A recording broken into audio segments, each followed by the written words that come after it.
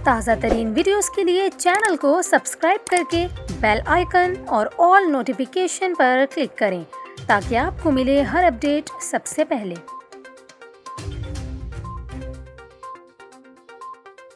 और अभी आपको अफसोसनाक खबर दें कराची से, जहां करीमाबाद के करीब मूसा कॉलोनी में नौ तामीर शुदा 5 मंजिला रिहायशी इमारत मुनहदम हो गई।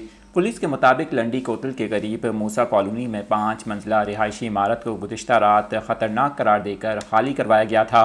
मनाजिर इस वक्त आपको स्क्रीन पर दिखा रहे हैं। मलबे को उठाने के लिए मशीनरी और अमला भी मौके पर मौजूद है।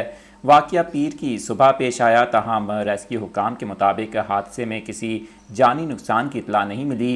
पुलिस के मुताबिक इमारत 40 गज अराजी पर तामीर की गई थी, जो कि गैर कानूनी भी थी, जबकि इमारत में कुल 5 फ्लैट थे। वाक़ये के बाद करीमाबाद से ज़ियाउद्दीन हस्पताल जाने वाला रोड मलबे की वजह से ट्रैफिक के लिए बंद कर दिया गया है।